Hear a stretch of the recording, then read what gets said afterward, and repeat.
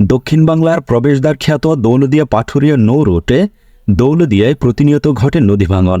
নদী ভাঙনের ফলে ইতিমধ্যে পদ্মা নদীর গর্ভে বিলীন হয়ে গেছে দৌলদিয়া ইউনিয়নের কয়েকটি মৌজা। আজও নদী ভাঙনে বিলীন হতে বসেছে দৌলতদিয়ার ৬ নং ফেরিঘাট এলাকার প্রায় ২০০টি পরিবার। প্রতিদিন উদ্বেগ উৎকণ্ঠায় কাটছে তাদের জীবন। আজ নদী ভাঙন এলাকা ২ বার পরিদর্শন করেছেন গোয়ালন্দ উপজেলা নির্বাহী কর্মকর্তা জ্যোতি বিকাশ চন্দ্র। তিনি তার উপজেলা প্রশাসনের কর্মকর্তাদের নিয়ে নদী ভাঙন মোকাবেলায় আন্তরিকভাবে কাজ করে যাচ্ছেন। তিনি তার উপরস্থ কর্মকর্তাদের সাথে নিয়মিত যোগাযোগ করে যাচ্ছেন। স্থানীয় মানুষজন জানান, প্রতি বছর লোক দেখানো কিছু বালুর বস্তা ফেলা হয়, কিন্তু তাতে কোনো কাজ হয় না।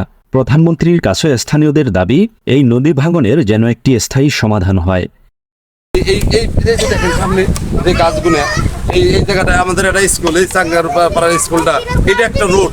আমাদের ছাত্র ওই গাড়িটাই নিয়ে, রিক্সা নিয়ে, ওই স্কুলের ভ্যান নিয়ে হেঁটে যায়, সেই রোডটাই যে ভেঙে যেতেছে। নদী ভাঙনটা হয়েছিল এটা পুতুল খেলার মতো। ওই যখনই ২-১ চাপ পরে তখন এসে কয়েকখান বস্তা ফেলাই কাজ সারা, এরপর আর কোনো খেয়াল থাকে না। সরকারের কাছে আমাদের এইটুকুই আবেদন যে সরকার আমাকে নদীটা শাসন করে দেখি। এই সকালতে দেখেন তো কি অবস্থা শুরু হয়েছে। আমাদের তো মনে হয় যে এরকম এই বেলা থাকলে পরে আমাকে বিকালের দিক চলে যাওয়া লাগবে। আমরা এই জায়গা থেকে স্কুলে যাই, এই জায়গাটা ভেঙে যাচ্ছে বলে আমরা স্কুলে যেতে পারছি না। এটা আমাদের একটা সমাধান দেখ সরকার। মাননীয় প্রধানমন্ত্রীর কাছে আবেদন করতেছি যে আমাদের স্থায়ী, আমাদের নদী ৬-৭ বার ভাঙছি, আর ভাঙার আর মতন আর শক্তি নাই, আর মানে এখন কুলাইতেছে না শরীর। রিপোর্টটি লেখা পর্যন্ত টিআই কর্তৃপক্ষের কোনো কর্মকর্তাকে দেখা যায়নি। নিউজ ডেস্ক, সময়ের কাগজ।